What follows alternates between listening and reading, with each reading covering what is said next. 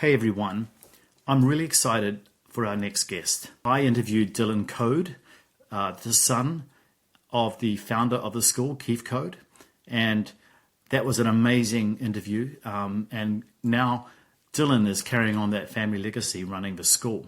Rick, my partner in crime, has been interviewing some of the incredible coaches from that school. And today's guest is Johnny Haynes. And Johnny is the deputy head of worldwide rider coaching. So the coaches work for him. He's been with the school almost from the beginning. He's ridden in over 100 countries and about 250,000 miles of track time. He's been through the 250 two-stroke era to four-stroke era to modern GP and World Superbike era. He's seen some of the best riders in his schools, both at the amateur and professional level, and he's learned a thing or two along the way. So if you have that learner's mindset and you want to keep learning, then I encourage you to tune into this interview with Rick and Johnny. Thanks again for supporting the channel.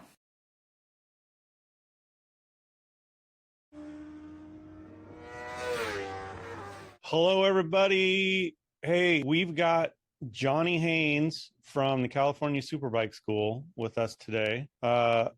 We know a lot of people enjoyed James Toohey and our conversation, so we talked Johnny into joining us for a session here, and man, I think it's going to be amazing. So we want to talk to Johnny about his background, which is unbelievable, his coaching experience, which is unbelievable, and then maybe we'll get some nuggets out of him also. I know we got some good nuggets out of James. So welcome, Johnny Haynes. I'm really glad. It's good to see you too, man. Yeah, you too, Rick. Thanks. Yeah, thanks for finding the time to do this. I know you're busy, and are you off now for a little bit, or?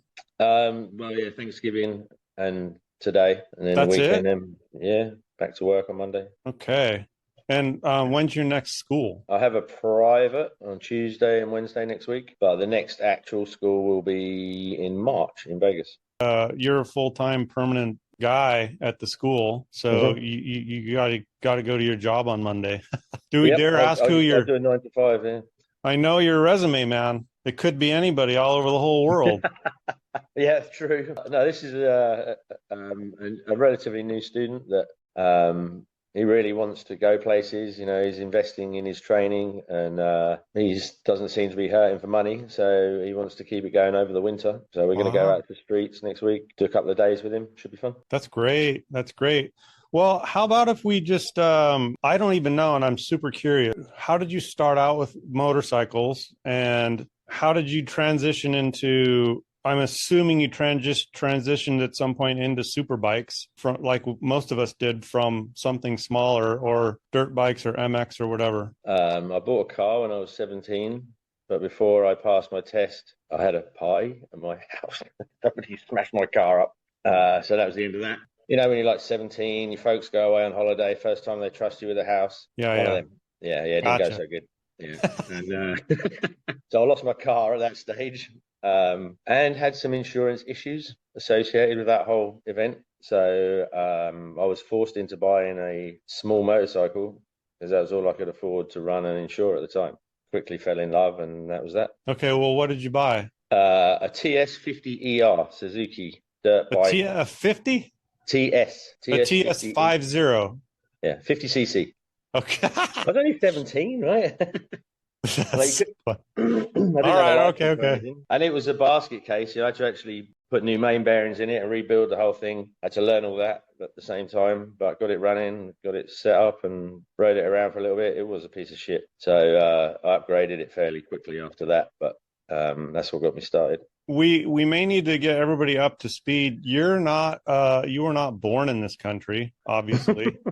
So where are you from? Let's hear where you're from. Give us a city name. Kind of get that perspective going for us. I'm from the UK, England, from a town called Luton, Luton, which is just on the northern side of London. So it's just outside North London.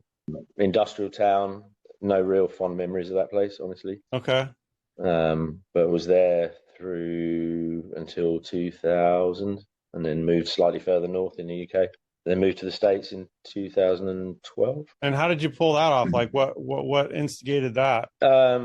I think my predecessor as DCRC, Pete, he was trying to get as many 3-star coaches, which is a level of qualification within the Superbike school. He was trying to get as many 3-stars working at the US branch as he could. So he asked me if I would be willing to come and work full time over here. Okay.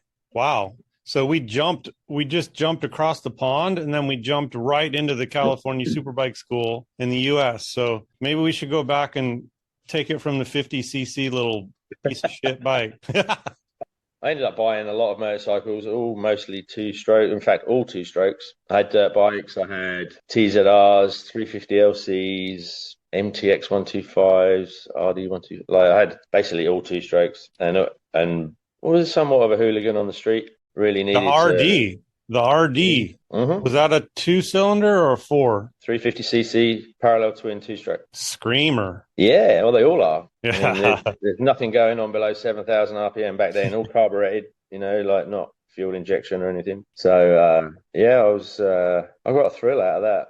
I loved it, but I wanted to go to the track. Eventually, I managed to borrow a bike and all the associated paraphernalia and went racing. That's kind of how I came across the Superbike school. The guy who started up the UK branch was a buddy that we sort of pitched with when we were racing. There's 3 of us that used to park up together and hang out together over the race weekend, and that led me into the Superbike school. Okay, so into the Superbike school in the UK first. All right, so they trained you up as a new coach, and yeah. Well, I mean, this is 1997, so it's a little while ago now.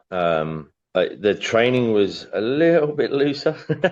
We've come quite a long way with the coach training, but I was one of 3 guys that got trained up to be coaches from the UK in basically the inception of the UK Superbike school. So we were the first guys, basically. When Andy decided to bring the school to the UK, we were part of that whole thing, like to try and build up the UK branch and have our own in-house coaches. I was part of that. Push that initiative. Wow, I have so many questions now. So that was that under some sort of a licensing agreement with Keith Code here? Okay. Yeah, the first few schools we had to import most of the Yanks. Right, Keith came over, did the classrooms. A bunch of the coaches that were current in the US at the time came out, and then there's a couple of us that would supplement that as UK coaches and get our training going and stuff. Okay. And approximately what year did you start coaching? 98. So that forces us to consider this, is that we, as you know, have billed Mr. Tui as the guy with the most track time in the U.S. So if we take off the U.S. part, you've got to be heavily in contention for the guy with the most track time. Maybe we just say between the U.K. and the U.S., but I don't know. I don't know if we could say Europe or whatever. That's why we restricted it to the U.S. with James, because I don't know squat about who's doing what over there in Europe. What do you think about that? Like, you've got to have thousands of hours, thousands of miles on racetracks. Yeah, about 250,000, I think, as a rough estimate now. 100 different racetracks. Okay. 27 countries, I think, so far. So I've been around a bit.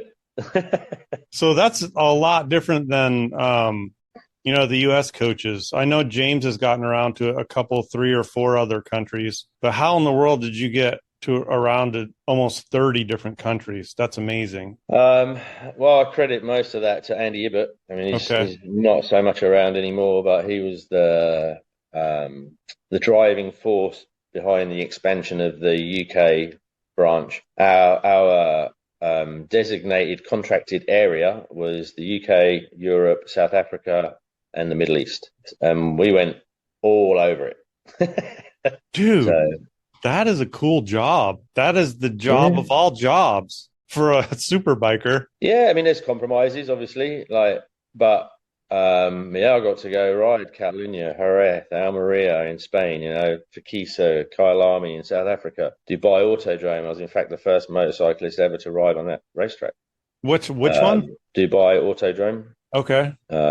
We did a night school in Abu Dhabi around that crazy hotel on the Formula One track. Done like schools in this Dust Bowl dirt track in Turkey, just outside Istanbul, with CB 500s as the coach bikes that came on Bridgestone BT 57s. I don't know if you remember them.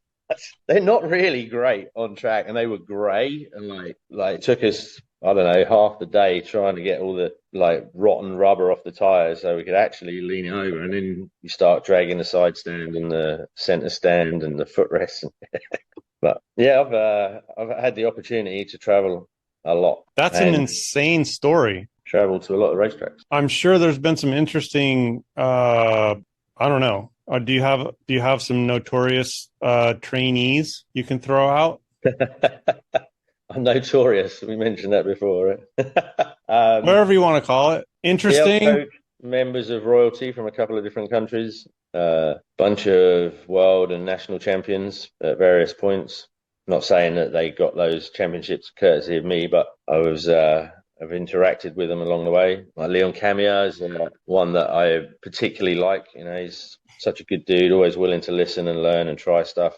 Like, very impressive and super talented. And who's that again? Leon Camia. So he won VSB 2008 or 9, something like that. Went on to World Superbike, rode for Aprilia. Did pretty well. He won some races out there at that level. That's great. Always very impressive to see him ride and to see how he interacts and listens, you know. Good guy. Interesting. So you're appreciating a good student there is what you're really saying. Mm-hmm. He's fun to coach. Yeah, well, it can be a bit frustrating because he's fast as fuck. We don't normally have to worry about that, but when he shows up, you know, that's a whole different level. Yeah, maybe a little less beer the night before. Or get up early.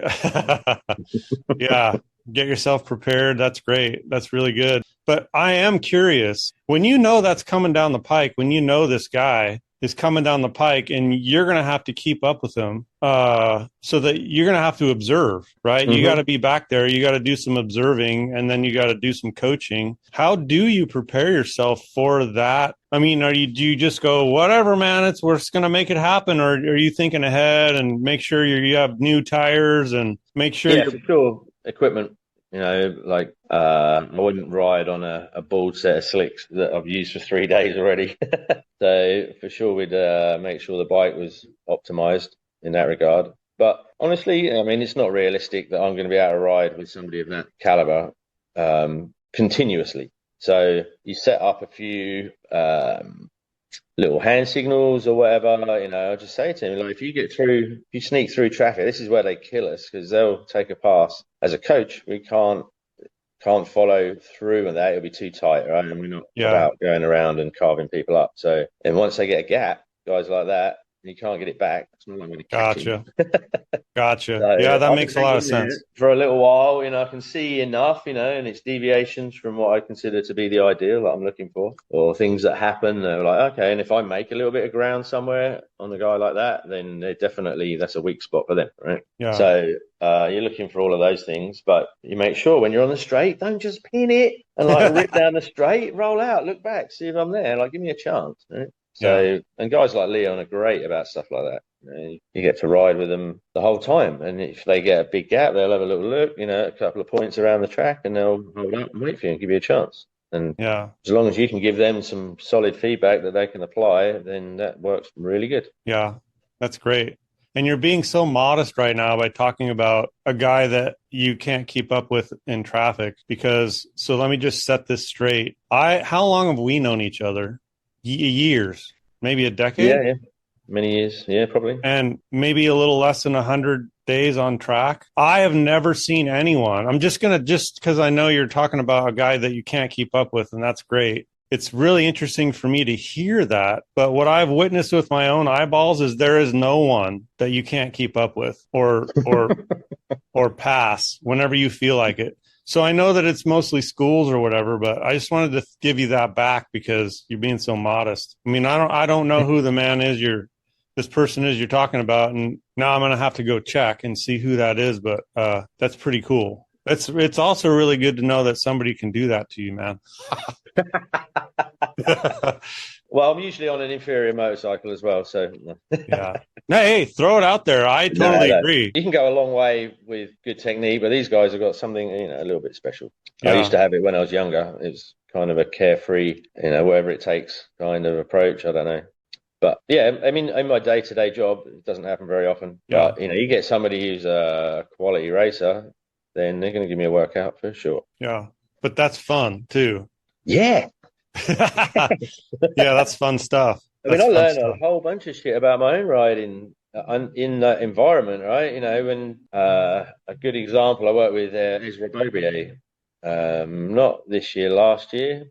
Demon on the brakes. Now, I had a little edge here and there, slightly better lines, maybe slightly better accuracy in a couple of places, but damn, he braked late and hard, and that was tough for me. Like I'm used to being pretty chill in that area, so I had to really step up, and it helped me push through a barrier there and like go later and deeper, which is something I wasn't particularly fond of. I don't like it dancing around on the brakes, but yeah, riding with him, I had to. Yeah, and you got to adapt quickly.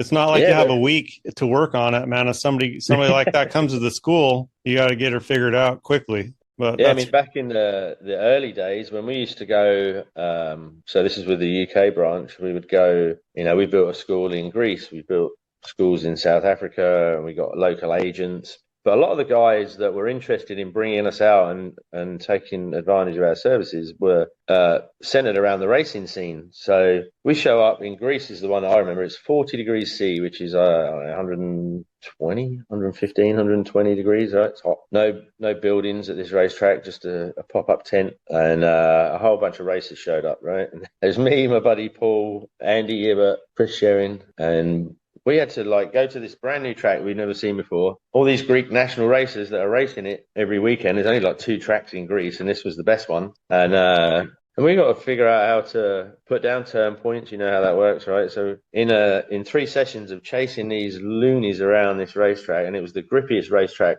in existence at the time. Wow. I've dragged the knee on slicks in the rain on that racetrack. It's mega abrasive. But yeah, we got to get up to speed and then start to show these guys something. I mean, that used to be challenging back in the day. We were still kind of learning our trade a little bit. Yeah, we had some tough ones there. Where you just show up and you are going all out all day, right on the edge. Fuck, I'm supposed to be watching these guys. God damn. Hey man, that just sounds good. Is what it does. It sounds like it's good, and you guys, you're still alive. You're here to you're alive to talk about it, man. That's pretty cool. I'm still loving it, Rick. Honestly, a little bit less mobile and a little bit older and a little bit wiser, a little bit more careful in some ways, but yeah, that's good. That's really, really good. I did have in the back of my mind to talk to you about placing those turn points. I call them steering points. I don't know if we want to hit that now because that's going to segue into other stuff I know. But help me remember to ask you about that because it's part of a bigger question. I want to ask you about what you think is important. It's going to take you out of your normal routine of, breaking everything down into separate little skills and maybe a little bit more broader view. It's a personal interest of mine to ask you that question, but I just want to make sure we finish. So the you getting into the Superbike school over here, and then when I first saw you at the school, I thought you were just another coach, and I remember having yeah, but it didn't take very long. I do remember having dinner with Kobe, and I'm like, who's the dude? All the other coaches are asking questions of the new guy. I don't even understand that. That didn't seem right. It was a little weird. And so obviously I didn't know that you came over from another school with a lot of information in your head. I didn't know that. So he explained all that to me, but that was interesting. That was the first time I really saw you, and you were like this magnet of hey, Johnny, what do you think? What do you think about tires today? And this is a very respected coach that I knew asking you. So I'm like, Kobe, who's this guy? just showed up with a weird accent. Who the fuck's that? Yeah, But knows all this US. stuff. I'd been to the US on a regular basis throughout my tenure in the UK, right? So I was the chief ride coach in the UK for 9 years. So responsible for the training of all the coaches over there, a high level of interaction with the US branch throughout that. I used to come over for training, my own training. Most years I was out here for a month or more to get further trained and, like catch up to the mothership, see what's going on here. So I wasn't as new to those guys as maybe to some of the regular students, when I showed up on a more regular basis. Because I used to go to the East Coast a lot, which, like, I know you guys don't go over there very much, right? You're more West Coast. So I didn't really show up on the West Coast very often until I moved out here and started, working on a more regular basis. Gotcha. Okay. So you were doing like a back and forth thing. There's all this stuff going on behind the scenes, man, that nobody really knows. It's like it's a big, that's a big institution now, and even was back then. I mean, I've spent so the winter season in the US or the UK, like our seasons are very similar, but in Australia, their summer starts when our winter comes in, right? So when you're working as a full-time coach, by that I mean doing all the school days. I wasn't working as a member of the office staff at that time in the US. So when our season ended, I'd fly out to Australia and go and work their season through till February, March, and then come back and carry on with their season. Yeah. So I got kind of well known around all of the branches because I'd go and hang out and work at every school that was going, like I'd go to everything as much as I could. So did you end up staying with the US branch because you liked it better, or because they needed you, or like why would you choose to I'm getting the impression that you all these worldwide travels sort of like went down a little bit and then you kind of focused on the US. Is that accurate or no? Yeah, you can actually survive as a full-time coach in the US. That was pretty challenging in the UK. Just cost of living, like amount of output versus reward, it was proven to be difficult. I needed a change of scenery. Okay. At that time. Plus, the weather's much better over here. The people are much friendlier. I mean, at that time, the standard of living was noticeably better. It all clicked into place for me. It was the right move at that time. Okay. So can you explain what exactly is do you have a title? What are you doing at the school? Because we don't want to leave people with the impression that you're just like this one-dimensional, really awesome coach. Like, you're doing other stuff, right? All right. You can leave people with that idea if you like. But it wouldn't be correct. It wouldn't be responsible, man. We got to be responsible. So my title is Deputy Chief Ride Coach Worldwide. So my direct senior is Kobe, the Chief Ride Coach of the world. We work very closely together. I mean, basically our key roles are production of the event and quality control. So under that umbrella comes the training of the coaches, the somewhat monitoring and managing of the overseas branches as well, making sure that the CSS product is uniform around the world, that people have been trained properly, doing their job properly. We have the final say on some of the qualifications that people need to get to progress through the training as a coach. So we look after all of that. I'm also keeper of the tech, so I work quite closely with Keith on updates, refinement, evolution of the technical materials that we've got, which is, what we use for coaching, but a lot of it's to do with training the coaches. There's a lot of material and a long process to become a really highly qualified CSS coach. So I manage a lot of that, mostly for the US branch now, but still looking on the UK branch and do stuff for them as well. Wow, dude. There's a lot to think about sometimes, but I mean, it's all the same thing, Rick. It's like figuring out how to get everybody to ride better, coach better. It's kind of cool. It is cool. It is cool, man. It seems daunting, though. Because I've seen it in action, man. You're really good at your job. It's impressive. Well, thank you. I mean, what makes it really quite easy is I love my job. Yeah. So it's not a grind. I mean, all right, if it's pissing down with rain at Cadwell Park and it's like 3 degrees above freezing, that can be a grind. But I mean, mostly I'm working with really cool guys and girls and students and at racetracks riding cool motorcycles. Come on, it's not that bad. Correctly included the female gender in that comment briefly. How's Misty, and when are we going to see her back? She's been having some visa issues, as I understand it, which I believe she's resolved. So I actually had a little bit of communication with her a couple of weeks ago about getting some new leathers for her, and hopefully we'll see her in 25. Yeah, man, she's such a great coach. She's really fun to be around. She's been around forever as well, mate. Yeah, we might have to do. I think Angus already interviewed her, but I might have to take a shot at one of those interviews. I'd like to get her on here and maybe Kobe. Hey, man, I had my doubts about you, but here we are, baby. Yeah, I am definitely stepping out of my comfort zone here. It's just fun. It's fun because we're learning, man. We're all learning stuff. I mean, already it's been really interesting. It's been really interesting. Cool. So, well, anything else to add to the CSS stuff? Like I said in the last one, this isn't meant to be a CSS commercial. It's just really hard to not talk about it because you guys are there doing your thing and you're really good at it. It just, we got to lay it down. Well, it defines me, honestly. I mean, no two ways about it. I mean, that's what underpins everything I've done. So it's unavoidable. Hey, one thing I did want to ask you about, that's just curious. How would you describe your riding style? Because I have an image in my own less educated brain, but I was really curious to know how you would describe it yourself. I mean, define a style, but what exactly are you asking here? Well, I mean, like do we need to go to GP just so everybody knows what we're talking about? Like I could describe Valentino Rossi versus Lorenzo versus Marquez versus Bagnaia. Okay. I mean, I could describe how they look different to me on the race, not just simple things, but I mean, they have different ways of riding. Do you know what I mean? Yes. And so I see that in you when I follow you around the track. I see something different, and I don't want to say what it is because I want to hear how you would describe yourself. Because you see yourself on video all the time, right? I'm sure. I like a low line.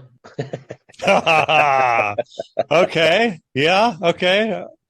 I mean, I grew up. Check. Yeah. Racing two strokes, right? And I mean, you just got a bonsai in. And now I did all my racing prior to being involved with the Superbike school. So in hindsight, I realized I could accuse myself of charging turns. It's something that, it's a term we use at the school where you just get in there a little bit hot, like just about hang on to it, but generally causes you to be a bit later on the gas. And I do remember, I mean, I raced two strokes against a lot of four strokes in a Formula 400 class. My bike wasn't as fast, so I was getting passed on the straights a lot and had to do it all on the way in. So that kind of developed my style, if you like. Great answer, dude. Love that. I mean, as I mentioned in the last video with James, is I put you and James in like the low liner category, and you just checked that box off, dude. And now you're explaining why. Yeah, well, I mean, it brought throttle problems for me. Once I got involved with the school, I understood when was the right time to get on the gas and how to, but kind of lost some of my entry bravado, if you like. But then over the years, I was able to sort of refine that and fit that into what we do. And as an organization, we're pushing a little more in the, like the trail braking, the longer, lighter braking, the slow steer, lay apex kind of idea, which I've always really enjoyed. I like to get down to the apex, and often I'll be, down on the inside a little more than most other riders, trying not to have that compromise the gas on the way out, if you can get in and out at a good speed. So, that's kind of how I like to ride. Trying to take the shortest possible route without compromise. Something that you just remind me that something that has stuck in my head for years is just, I learned so much from you guys during casual conversation. And one conversation we were having, I don't remember what it was. It was obviously about whatever track we were at. But one of the things you said is, "Hey man, I'm just trying to get in and out of there." Right. just super simple. It was just like, simple things when you can put it in a little nutshell like that, like, oh my God, that's an interesting way of looking at it. I don't know if that if it even means anything to anybody else. I'm just throwing it out there because it meant something to me. Yeah, because when you're a learning rider, you can focus too much on all the little things. James and I talked a little bit about that with the golf swing and all that stuff, but it is important to keep a 10,000 foot view on things. It's like, hey, we're just trying to get in and out of there. We're not doping around, looking around. We're not focusing on, we're not staring at the apex. We're not looking at the scenery. We're just trying to get in and out. Fucking beautiful. Yep. And that wasn't even during I think it was over a burger maybe or whatever. But I mean, it's a very major simplification, but I think you can get caught up in the minutia a little bit too much. It's good to understand how to control a motorcycle and get that down, but then the rest of it's all about line and speed and like balancing all of that together. So, okay, give me your riding style, the bullet list. Bing, bing, bing, bing. You just gave a really good description of it. Now, can you like put it into 4 bullets? I don't move around any more than I need to. I had that in my. You didn't say that before. But that was what I see. Yeah, I like to focus my attention on traction and throttle, really, and line. Yeah. Right? So if I'm on a line where I'm going too fast and I need to hang off a little more and like to get it in there, all right, I might move around a bit. But if I get it right, I can keep the movement to a minimum, right? Mm-hmm. And I mean, yeah, if I'm riding with a top level guy, then that's different. I've got to work at it, but I can go pretty good without moving around too much. So I would consider myself somewhat lazy, maybe efficient, but timing is the thing. Doing the right thing at the right time. Like all the hanging off and the body position and all the rest of it, adds a few percent at the limit. At the limit. Let's not skate over that too quickly. Can you please repeat that? Yeah, it's only when you need it. Right? At the limit. At the limit. Hanging off the bike, if you're not at the limit, hanging off the bike is kind of a little bit of wasted energy. I think so. Yeah, I 100% agree. 100% agree. I mean, I basically have that same trait. And I think personally, because I'm so big, I don't like seeing myself on film because I don't move around a lot and I'm big, right? And so, but to me, I consider it an efficiency thing. And I'm not near, like, I'm not trying to, let's not go too far into my shit, but the important thing that you're saying there is because a lot of people don't consider this, but if you're at the limit, that is the time to think about standing the bike up more by hanging off. But if you're not sliding around and you're not on the limit, it's probably more so just wasted energy. That's a really good nugget, dude. I mean, interestingly, body position is a big buzz right now. If you poll all of our students, the thing they want to spend more time working on, generally, it's body position. Yeah. Which is, I mean, it's important to look good, right? You want to get your photos and see that you look something like you would expect as a rider. And for sure, if there's fundamental issues with how you're sitting on the motorcycle, we can correct that. Yeah. But you see guys that show up and they're more interested in hanging off and dragging their knee than they are about a line. That to me is that's the wrong way around it, I think. Super common, isn't it? Mm-hmm. You think it's common? Yeah, super common. Yeah, very, very, very. Yeah. And I'm not really a good role model for body position. I mean, my knees are, and we talked about this, I can't motocross anymore or anything like that. Just like getting into a deep hang off is kind of uncomfortable, so I only go to it if I need it. Yeah, necessity. Yeah, so that's definitely, and that necessity is when you're at the limit. Yeah, you need a bit more. Yeah, now you got to start using the tools available, the hook turn, the pickup drill, like all of that stuff. Yeah, really thinking about it. Just your riding style is pretty fucking cool to see. It looks like. If now I'm going to give you my opinion. I know it doesn't mean shit, but in my opinion, it just looks super efficient, like there's not a lot of movement. Your lines are so clean and well thought out and you stay on your lines. You just look like it's a super efficient. You kind of look like, how would I explain that? You look like a pre-planned roller coaster, not to be mixed up with roller coastering, like we sometimes say. That was a bad example. You just look like you're on a line on purpose. And it just looks super duper efficient and it's fast. But sometimes you pass me if you're not my coach and you come out there and you just want to fuck around a little bit. By the time I even see that it's you, because sometimes I'm not looking, and then it's like, fuck, I wonder if that's Johnny. Boom, you're already, it's like, it's over. A lot of that has evolved through coaching. Like if I'm leading somebody and I'm trying to maybe just get them a little bit faster than they have done before, then I don't want to make any sudden moves when I'm in front. Right? I want it to look like something you can follow, like, and feel good about it. And if I suddenly just like disappear over there, so everything is like a little earlier and planned and flowing. And I think one of the things that maybe I pay attention to more than most is like thinking about the next corner earlier. Yeah. So establishing track position immediately when you finish one turn, you're planning the line to give you optimum into the next, right? Rather than just arriving there like, oh, I need to be over there. I'm thinking the whole time to make it fluid. Yeah. It's pretty fucking obvious. It's obvious, man. And you kind of tuck your chin a little bit. I don't know. I mean, you kind of tuck your chin. You're not one of these guys. You tuck your chin in. So do you feel like you're looking up like that? You just look compact and fucking smooth and efficient. You do. Great. Well, I like it. Yeah, that's pretty cool.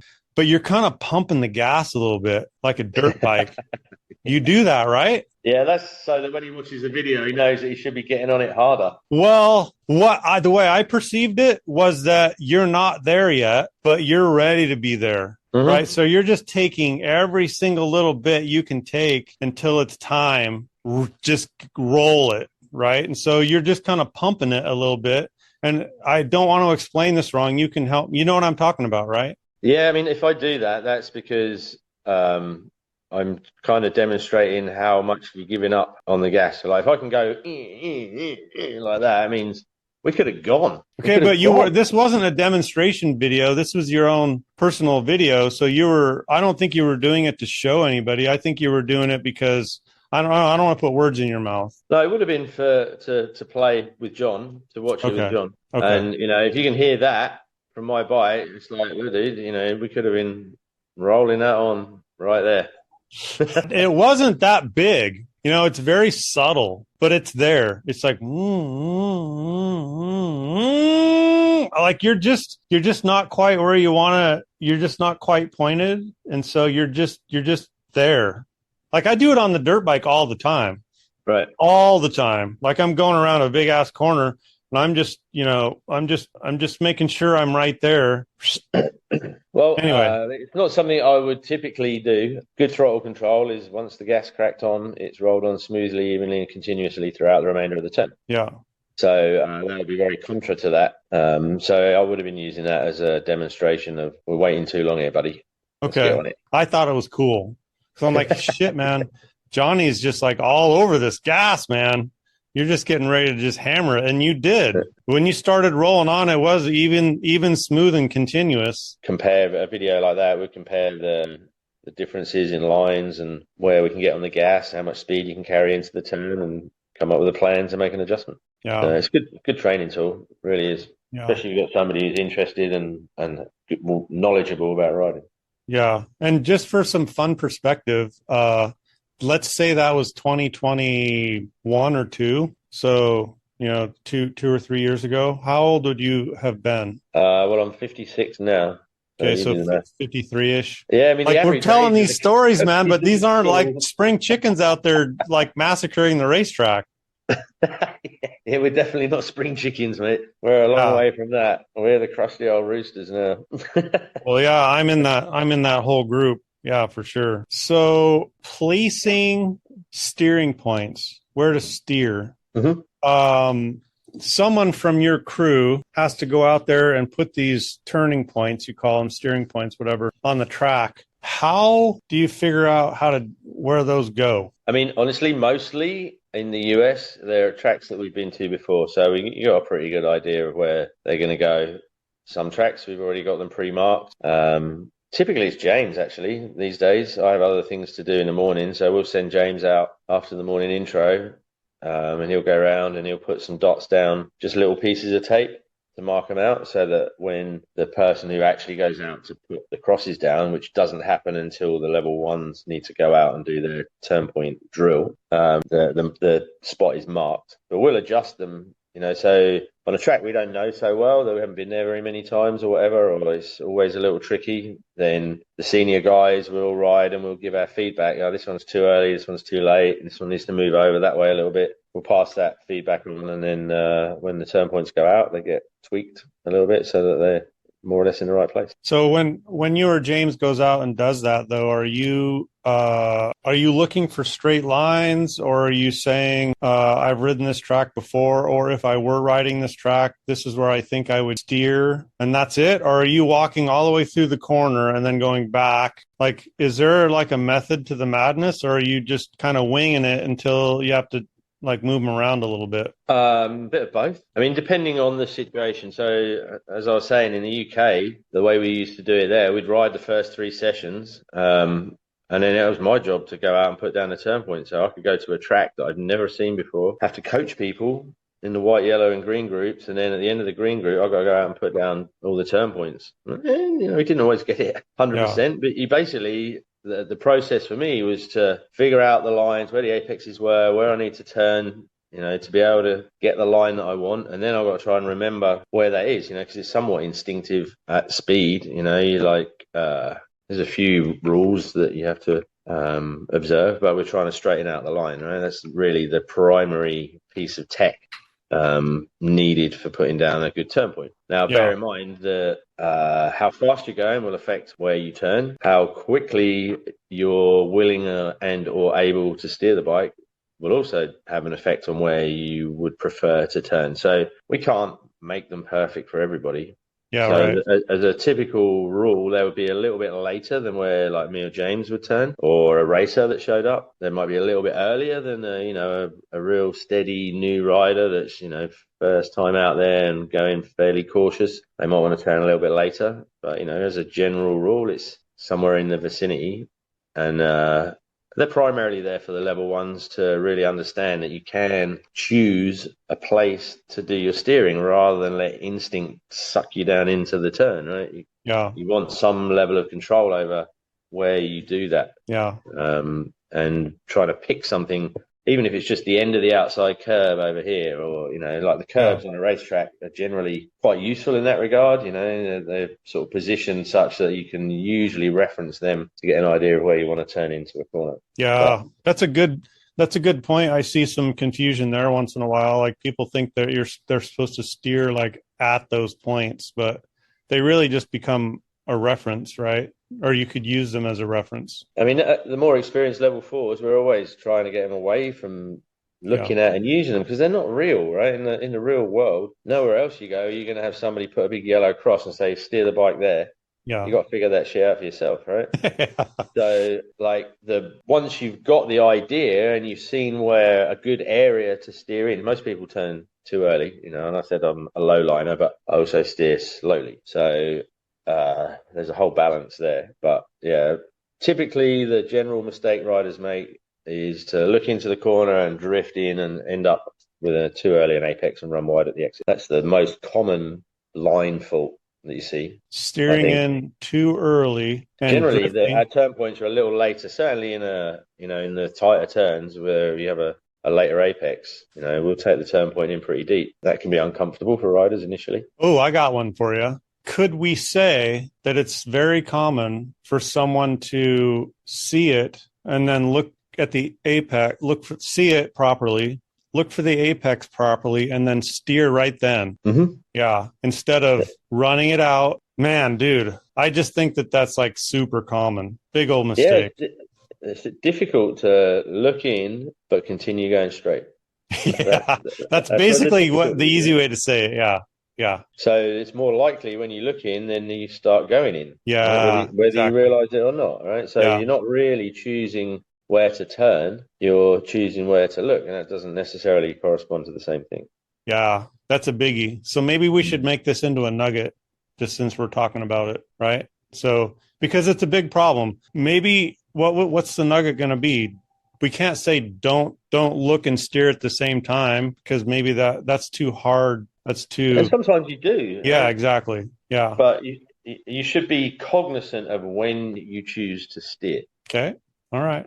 There's a nugget for you, because I mean, if you just like you go where you look, so to put that in a more positive sense, look where you want to go. But sometimes you'll be looking into the corner, and the information that you're gathering would say, "Don't turn in yet." Yeah. Right, and you got to be able to maintain, and delay the turn in just that, half a second, whatever it might be, which will change, the line to the apex, where the apex is, the exit of the turn, and you can, again, going back to trying to straighten it out as much as you can. So just to be super clear for everybody, we're spotting where you're going to steer. And as soon as you spot that, you're done with that vision. Now we're going to focus on where we need to go, which is the apex, but we're not going to steer yet, right? So your eyes are flicking back. You're like doing no. we see the steering point. Now we're going to look over at the apex, but we're going to let the bike keep going until you get to the steering area. Right. Yep. And then steer to get to go where you're looking. Because what the problem, I mean, there's various ways. So you can use your peripheral vision to keep track of your turn point. Yeah. Right? That's one way of doing it. So you turn in the same place. I mean, in certain turns, that's really important where there's no other visual cues. So you need to pick a spot to turn. Right? In other turns, like where you steer can be variable depending on how quickly you steer. Right? And whether you want to trail the brake or whether you're going to release the brake and go directly to max lean, there's a lot of variables there. Yeah. So in the real world, without turn points, generally it's what we call apex orientation. You look into the corner and you kind of let the corner open up to you. So, I mean, you could start steering very slowly at that point, but you're not going to commit to that corner until you actually see it get to the shape that you want. Now you can see your line in there. That's when you commit to the corner. Beautiful. Beautiful. So we got that dug out of you. That's perfect. That's the nugget right there. Okay. Yeah, let the corner open up to you till you can see your line, then commit to the steering. Did I say that right? That's pretty good. Yeah. Correct me. We're trying to build a nugget. No, that's it. That's what everybody does, like to a greater or lesser degree, right? Yeah. There aren't marked turn points. Most riders don't hardly even consider that. But you will look into the corner and go, do I want to turn yet? Like understanding the correct information you need to be able to make that decision accurately. That comes with experience and training. I'm struggling to keep up with Johnny Haynes here, man. I'm trying. So, and the other one is don't look through the corner. Okay. James said something about that. Yeah. I mean, if I have to get a message out, any message at all about riders improving their riding, it's don't look, like whoever told you to look through the corner, out the other end, look 3 minutes down the road, like be able to see shit in 10 seconds or whatever. No. Is that I mean, James was saying the same thing. That must be a common problem. Big time. Yeah. Like, are there other people out there coaching that, do you think? Well, I think this is just opinion, right? I'm not going to get myself in the shit here, but, if you go and do your MSF training, like they're like, look X amount of distance ahead, look through the turns, which on the street, right, if you're riding like semi-blind canyon roads or like tree line, country lanes or whatever, yeah, you probably might want to see if there's a tractor around the corner. But if you're trying to be accurate on your line, then looking into next week and managing your current vicinity peripherally. Okay, that's great. And we see that a lot. And some guys get really good at that. They can get right up to 90% accuracy, but if you want to hit an apex, rub your wheels against the curb every single lap, every single time. Go look at the damn thing. Yeah, that's great. That's really good. Hey, I'm going to divert and tell you a quick little story, but there's a guy named, he's a big, tall German guy, Chris Gehring? Yeah, the big German dude. He's fucking, I love that dude. So he, at some point, I don't know if you know this, but I actually, try to sneak a ride around the tracks that I go to kind of do my own like line seeking, let's say. And so he asked me one day what I had for Thunder Hill. And I said, "Oh, I just made myself a video." And I said, "Well, I just made myself my typical, video of that track. And you're welcome to look at it. It's got a shitload of cussing and swearing in it because I'm dealing with a buddy of mine who's got his own ideas. But if you're willing to just put up with all of that, you're welcome to it. And he said, yeah, send it to me. And so this year, he sent me a picture of you and him at the track. Maybe if I can find that, Angus can post it up here. But anyway, he thanked me profusely for that video. Nice. Because nobody taught me how to walk around. I mean, I do it on my scooter, right? Mm-hmm. So my big nugget to everybody would be to find a way to figure out what the line should be on every racetrack that you ride. And so I gave him my video and I said, hey man, do whatever you want to do with it. I'm going to put I told him, I said, what I'll do is I'll put one lap of me and James Toohey at the end of it. So you can see me riding the line that I'm trying to figure out in the morning before Trevor gets there. Right. And so anyway, yeah, he was a really nice guy. He said, oh my God, yeah, dude, thank you so much. It was so fun. Johnny gave me all these compliments. And hey, man, I just fuck, it didn't cost me anything. I already had it made. So I am interested. One of my rules is in the 10,000 foot view of when you're going to go to a track, whether you think you understand the track very, very well or not, is you need to know the line. Like if you have to, the way my mind works is you have to prioritize things before you go out and get on the death machine. And how do you figure out the line? You need to know the line plus or minus 5 or 10% or something. Like you need to, it's really difficult to even ponder making a lot of other adjustments if you're not riding close to a reasonable line. I agree. Do you agree with that? Yeah, line's everything. The line's everything. Thank you.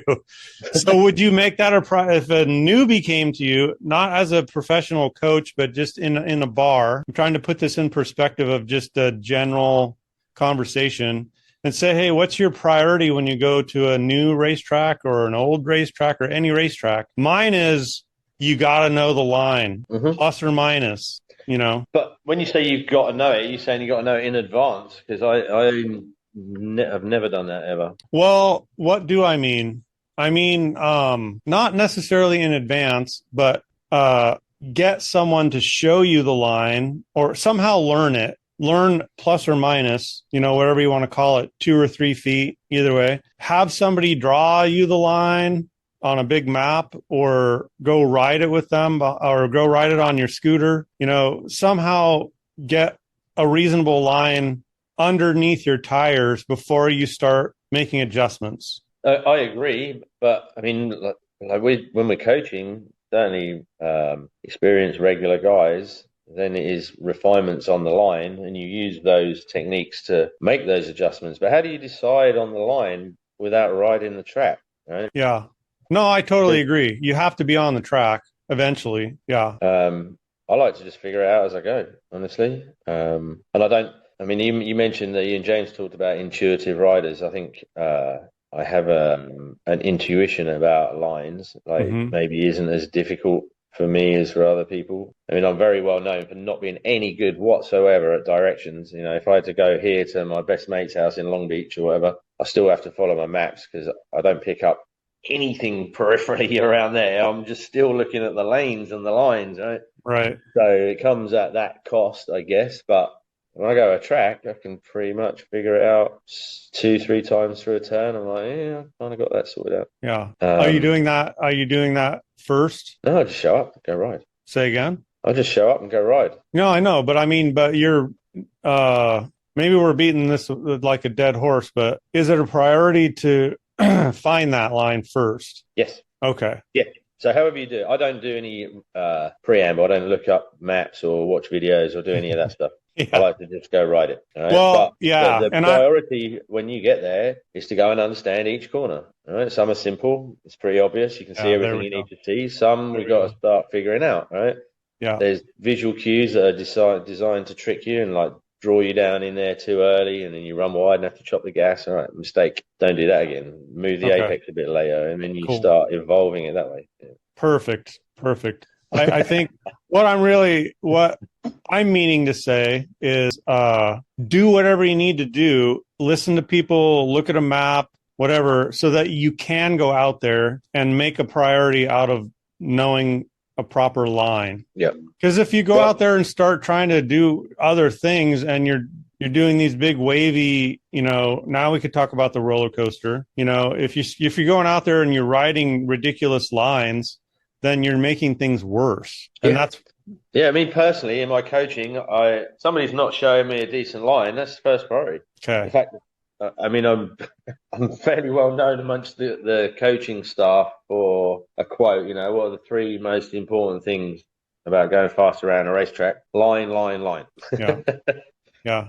I mean, if you haven't got a line and you don't know how to make one and you can't control a motorcycle enough to be able to, duplicate and maintain a good line, then there's no other problem that needs handling apart from that until you get that figured out, right? You're clearly looking in the wrong place, choosing the wrong things, misunderstanding something about, any sort of speed, if you want to go fast on a track, you got to have a line. I mean, you can get away with mechanical grip up to a point, but if you're compromising that by being on the wrong part of the racetrack, and again, it seems intuitive to me. If you start letting the bike go, right, you start picking up speed, you realize there's parts of the racetrack you can't go to anymore, because the speed and the momentum, is that the right physics term, or inertia? Which one is it? You're the physicist, but like, you try and make the bike go over there when it's already going 100 mile an hour in that direction, you suddenly realize, I can still make it into this turn from here, and there's no way I'm getting over there, but I can go faster over here. Yeah. So you're constantly balancing all that out. But. Yeah. What the turn that comes to me, most people aren't going to know this, but like the exit of turn 6 at the ridge, a lot of people just stay left. And they make this big lobe out of going down the hill when they need to be going straight over to the paint, which you can't see, right? And so it's that kind of thing. Because if they start working on throttle control and stuff like that, and they're making this big lobe out of everything, which, hey, man, I used to do it. So I'm not saying like I'm Mr. Perfect over here, but no, these are common rider errors. I mean, this the reason the school exists, is to help people identify and overcome these kind of pretty pervasive errors. I mean, if we're not designed to operate over about 22 mile an hour, if you think about human beings, our history, right? Before any kind of motorized vehicle, we've got like millions of years or whatever of being able to run at about 23 miles an hour. I think I was reading a book called The Upper Half of the Motorcycle. It's like psychology about riders. Our brain can handle 22 degrees of lean angle, I think, which if you're running barefoot, chasing a pig or something, trying to get your dinner, that's about as far as you can lean over, right? Before you start to lose traction and other things. So if they're our parameters, 23 miles an hour and 22 degrees of lean angle, and you get on a motorcycle, now all of a sudden we're operating in a realm that we are not designed for. And, we don't really have any background on this. We've got to figure it out as we go. Some people do a better job of it than others. But a lot of riders will have a lean angle limit, that they'll have cycles and visual skills that are more related to 22 mile an hour running after something than 100 mile an hour on an S1000, right? So there's some adaptation that needs to happen for sure. Yeah. And helping people push through that is pretty tricky sometimes. Yeah, that's a lot of DNA and instinct to. But here's the good news: is you can do it. Like people can do it. You've got to retrain how your eyes work. Yeah. So going back to our original point, I mean, if you don't have a good, are able to maintain a good peripheral vision and know exactly what you actually want to look at along the way, if you haven't got all that sorted out, then you'll end up following the white line around turn 6 until you can't follow it anymore. And then you look up and go, oh, I need to go over there. Yeah. So that's change your visual patterns. That's great. So we're going to make that a big old nugget, whatever it takes, however you're going to do it, whatever it is, learn the line. And so, I don't know. Just on that point, there is no such thing as the line. That's what I was just going to say. Okay. But please, I was going to ask you, because then we talk about low line, mid line, high line, and all that stuff. So can you just give us an explanation of what is this line that we're looking to have before we start branching out into throttle control and body position and all of that? What is this? What is the line? What are we looking for? At the school, the three characteristics that we attribute to a good line is only steering the bike once, regardless of the duration, right? Like when you start to steer the bike, you complete the steering and then you roll on the gas, right? So you should be able to apply good throttle control, which we mentioned earlier. Once it's on, you want to have it rolling on throughout the remainder of the corner to whatever degree. Like you don't want to have to go back off of the gas after that point, right? And then the straightest line you can make. Now that's where the interpretation comes in somewhat, in simple terms, on a standalone corner, you want to start on the outside apex as tight to the inside as you can in the right spot and then run it back to the outside on the way out. That's how you straighten out a line. But you have to look at each of those steps along the way. A lot of people look through, don't really see the apex, don't get as close as they could or should, and therefore they're not running as straight a line. They start to run wide on the exit, have to start manipulating the gas, steer it again. No, that's not a good line. So if you're making those errors, you've got to keep adjusting what you're doing until you stop steering it 3 times. You don't have to roll out the gas on the exit. You do get nice and close to the apex on the inside. You can get the gas on earlier and still roll it on all the way through the turn. You're adapting your line to be able to fulfill those criteria. Man, well said, sir. So there's a priority. There's a little bucket of things that you would like to take with you. A little bucket of tools that you should have to use in every corner, and then use the tool once and throw it away. That would be like the best. Yeah, I'm going to steer the bike once, and now I have no more. Now I have no more handlebars. Right? Or we're all going to make micro adjustments. Right? That's all going to be given, everybody. That's all given. There's nuance included in everything. Yeah, but the goal is to be as light on the bars as possible. Mostly so that if you do need to make an adjustment, you're not already bound up on the handlebars. You can tweak it and you can finesse, right? Yeah, and you can feel what's going on as well. Okay, so the line that we're looking for, we're kind of beating this up, man, but it's good. You're the man. So, and we did mention this in James's video, but why not go over it all again here? So, 1 steering input, 1 braking input if possible, if brakes are even needed, handlebar brakes. Sometimes that's not an absolute, right? We don't need the handlebar brake in every corner. No, most corners. Yeah. So if it is needed, 1 time on, trail it off if you're a trail breaker, and 1 time on the gas. That's the ideal. If you can do those things, it kind of builds you, automatically sort of formulates you, 80, give me a number. I don't want to be doing all the talking here, man. What kind of, are we 80 to 90% there if we can do all those things in a corner? I don't know. There's a few more variables outside of that ability. I mean, how far are you willing to lean it over? How soon do your survival reactions kick in relation to speed or braking force or acceleration force? Do you overreact when the thing starts to spin or slide? So there's a whole bunch of other stuff, but that's a great foundation for sure. If you can create a good line, that's what you would hang the future improvements on, Yeah. If you can't maintain that line as you start going faster, they're the areas you need to look at so that you can. Right. So, it really helps progress the rider, because as soon as they deviate from what's now foundationally a good line, and what was the problem? Did you brake too late? Did you gas too early? You start making those errors again at a higher speed, then you start figuring it out again. So we'll just call that the baseline. Yeah. And then we'll add. Honestly, the speed of a rider is somewhat personal, right? It's like whether it's you, me, first time rider, Valentino Rossi, like Jorge Martin, we all run up to the limit. Like there's a point at which we get scared, right? Like it's like, that's it. I'm not going to go any faster than that because I think I'll probably crash. And like that occurs at very different speeds for different people. Yeah. So we're all riding in the same, with the same concerns and fears and effects, just at different levels. So how fast a rider's willing to go, I mean, a lot of that comes down to how bad you want it. All righty then. That's great. Okay. I always wanted it real bad. Yeah. Man, dude, you can rail on it. There's absolutely no question about it.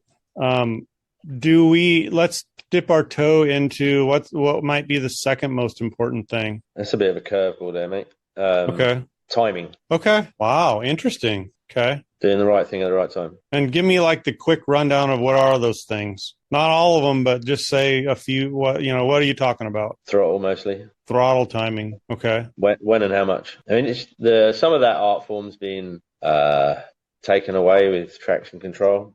People can smash on it and get away with it. Not in my day, mate. We talked about that a little bit the other day on the phone. Right. At the streets. Me trying to keep up with somebody that's got traction control. Mm-hmm. And interesting stuff. I mean, I honestly believe that you can do a better job than a computer. Well, I believe I can, put it that way. Now, it's somewhat fraught with danger, especially if you get closer and closer to the limit. I mean, I'm no stranger to crashing, mate. That's another downside that comes with, getting closer to the limit, right? Sooner or later, you actually step over it. Well, we're similar in that way because with a slight variation in that is I want to think that I can do better than the computer, or I want to think that I can. I don't want the computer. I want to be able to encroach on the line, the optimal corner without the computer. That's me, right? Mm-hmm. And so I don't run it, and it costs me places sometimes. Well, without the intervention of a computer, you have a much more direct connection to the motorcycle. Yeah. For better or worse, right? I mean, it'll do what you want it to do. It's not got a computer going, you want how much gas? No, I don't think I'm going to give you that much. I'm going to give you 20% less. I'm like, fuck you. Yeah. I want that because I want it to spin, for example, right? So, the actual interaction with the motorcycle, depending on the quality of the electronics, can be detrimental, I think. Like, if you put the S1000 in rain mode and try and ride it around, like you end up rolling the throttle on all the way and it's still not really responding, right? That doesn't really help as a rider to control the motorcycle, right? It maybe is the best safety net, but you're not really understanding what the bike's trying to do with the control inputs you're giving it. It's like this vague interface, like in the way. Yeah. I mean, I want, as best I can, to be directly connected to that rear wheel. That's interesting. I did not know that we had that in common. Mm-hmm. I did not know that. I mean, I still run the traction control because, coaching, we're always running on cold slicks, right? So you're constantly trying to assess how fast you can go. When you ride with the faster riders, sometimes you have to. It's a bit sketchy out there. Yeah, right. Yeah. Well, so we should a little safety net for that. Really, that's all. And we should also maybe say capitulate that it is safer, right? I mean, you can run it, and it's a safety net. It's the downside is it's going to chew up your tires quicker. But I mean, if you want to roll on the gas harder and you don't know, it's probably safer to have traction control on. You're going to have a lot better chance of, not having the rear end slip out on you and all that, right? So, I mean, there's use, for guys like, weekend riders and stuff like that don't want to risk. They don't care about necessarily the art of it all. They just want to rail on it. Well, turn it up, buy another tire. Street-based, I think this stuff's amazing. Yeah. Really, like with all the varied conditions, varied tire temperature, to have that safety net. And I mean, honestly, in a street environment, I don't think it's that invasive. Like when you're trying to ride around, it's not like you're trying to draw every last percent out of the motorcycle. But when you transfer that to the track and you are trying to, get another half a second off your lap time, and every time you roll it on, it just holds back and doesn't quite give you what you want, or there's a few little, you get pumping sometimes where the traction control will catch it and then release it and then catch it, and the suspension's not good enough to deal with that. Then you get this cycling, and that will chew tires up, and it will affect how hard you can roll on the gas coming out of a turn. So there's positives and minuses, but I mean, my favorite is to be in the zone where everything's going slow. And fuck the traction control. I want it all on my right hand at that point when I'm riding like that. Well said, sir. Well, that's great. I think that too. I really do. I turn all that stuff off when I got my apes, and it's never been. It's now when I never turn it back on. But when I borrowed a bike in Las Vegas a couple of years ago, when I was with corner working for you guys, yeah, dude, I turned it on because I didn't want to wreck some dude's motorcycle. Right. I didn't know the power band. I didn't know the bike, so Ian came over and he's got the same bike and he did all the buttons and set up the traction control. I said, dude, just turn it up, man. Like, don't make it stupid high, but I don't want to crash this guy's bike. I don't know the power band or anything. And so, hey, I felt really good about having it on someone else's bike. I'm like, bring it on. Yeah, on a cold day, on like cold slicks and no tire warmers, I turn it up. And then I only turn it down if it starts to impede. And like when you're trying to drive and you can feel it's not quite, it's what you're asking for 100%, it's giving you 70. And I'm like, all right, now it's time to start turning it down a little bit. But I mostly keep it there as a little safety net. It's kind of a game to try and ride underneath it and not activate it, because you get used to traction control, you can get a little heavy-handed with the controls, right, and get away with it, right? But when the light starts going and it's intervening, then it takes a little moment before that clears, right? So if you don't activate it at all in the first place, then you can keep it there as a safety net without some of the compromises. Oh, that's a good way of looking at it, man. That's good. That's good insight. That's really good. Excellent. So that reminds me of another thing you told me once, totally separate subject potentially, is you crashed at Streets. I think you told me it was in turn 2 or something. Mm-hmm. And it was on a new bike. And maybe you I think I remember you telling me. Do you remember telling me this? That you crashed? I'm pretty sure I know the story, but you'd have to tell me a bit more. You crashed because you assumed that the power band was maybe the same as the same bike of the previous year with the same model and all that stuff, and it just kind of caught you out when you roll it on. Can you elaborate on that a little bit? Like, give us like what the power band. How do you adapt yourself to a new bike? Well, I didn't do a very good job that particular time. But so it was when the BMW switched to the 2020, like the new model that's the current model now. So this was actually, I think, 2019. Jesus, dude, really? It seems like it was like last year. Yeah, it was just pre-COVID, I think. So the bike was a little bit different. Engine characteristics were different. It had the variable valve timing, or maybe that came later. I can't remember, but because of some of the emissions stuff that BMW had to do to get it into the United States, they had a little bit of a sort of dip in the power around 6-7, which meant it came on a little bit like more abrupt. I mean, it's like a two-stroke, which is my thing, right? So I kind of liked it, but I was adjusting the suspension. It wouldn't quite hold a line in the way that I wanted it to, and I'd made a few tweaks, and I was out doing an assessment of that, and I went up to turn 2, and it actually held a really nice tight line. It held it a little tighter than I was expecting, and on the inside, further inside on the track, just after the apex, as you leave the inside, there used to be a bit of a dip there, and it was more pronounced the further toward the inside you were at that particular spot.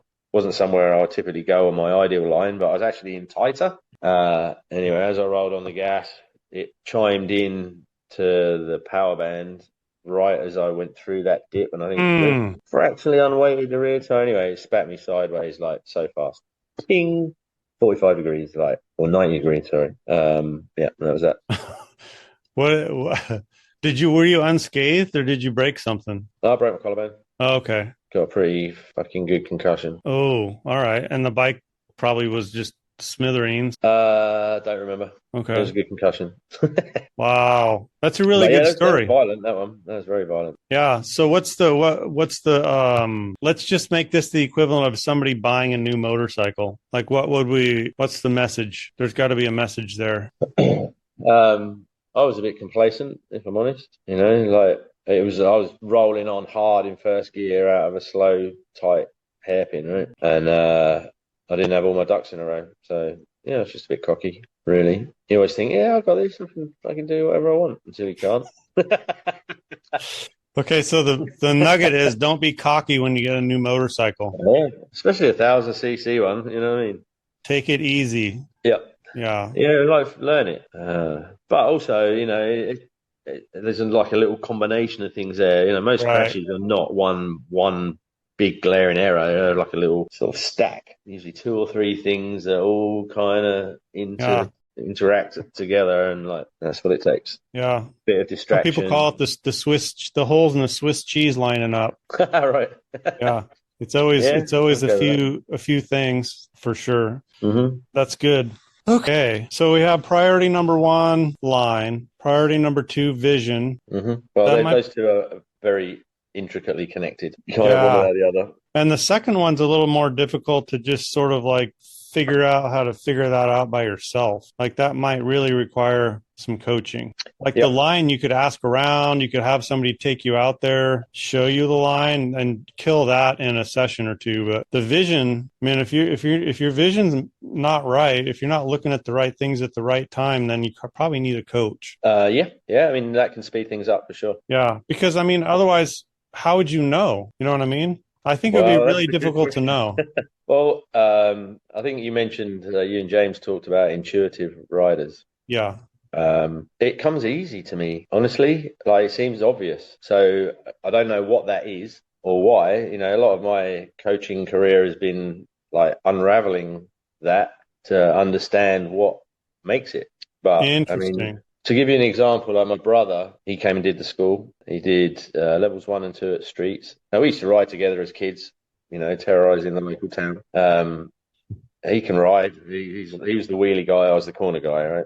And anyway, he comes to Vegas, and you know Vegas is pretty tricky. So he was doing his level 3 and 4 there, and he rode a camera bike. And I watched his video footage. Like, I let Kobe coach him. I wasn't going to get involved with that side of it. You don't coach family.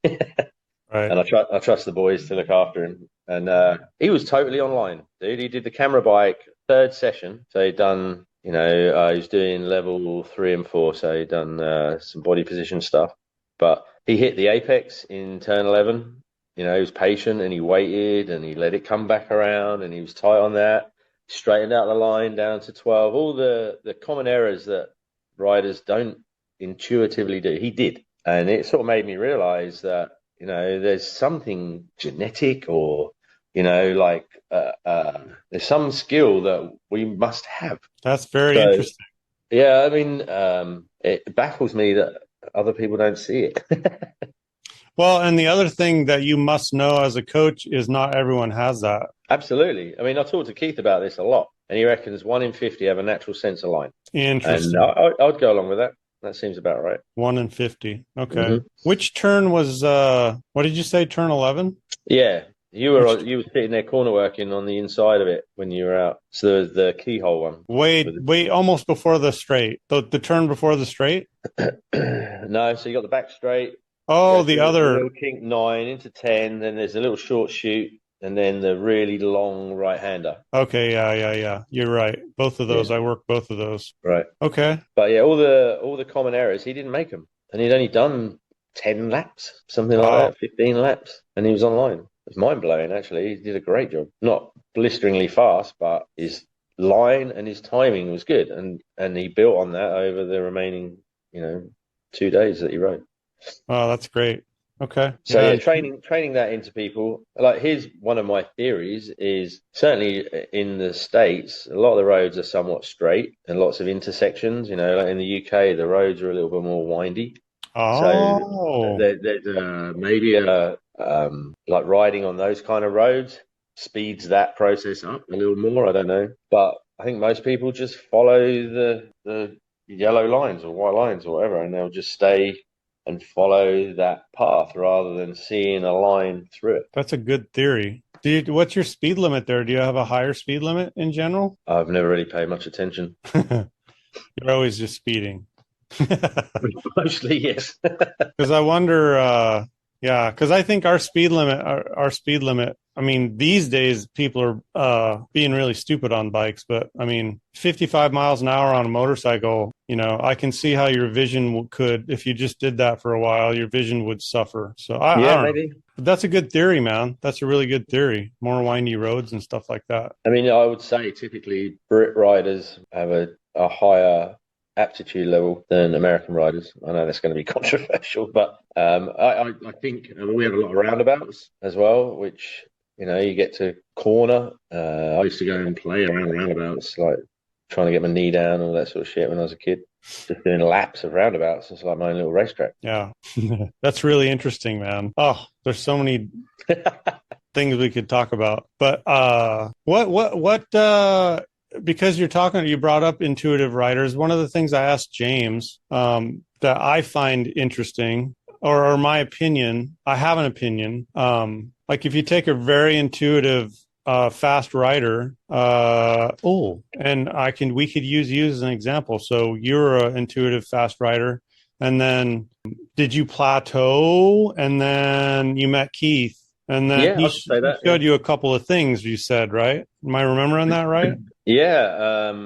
So when I was racing, I mean, all I really had in terms of improvement was to try harder, push harder, crash more, lean it over more. Like they were the only things that I really understood that I could change. And interestingly, I come from a science background. I used to work in agricultural research, so I have a very inquisitive mind. Yet I never connected those two things together. Like riding was just like, it was about how bad you wanted it. Like I was saying before, I just push harder. And then I met Keith, and I'd already sort of finished my racing, just had a kid, and things changed. So it was nice to switch to the coaching at that point anyway. But to suddenly have some technology that I could apply, and rules and parameters and things to think about, once I started introducing those and paying attention to what I was doing, then I was able to improve for sure. So even though it started as intuitive, as you say, there's a plateau that you can only go up to a certain point. Otherwise everybody would be world champion.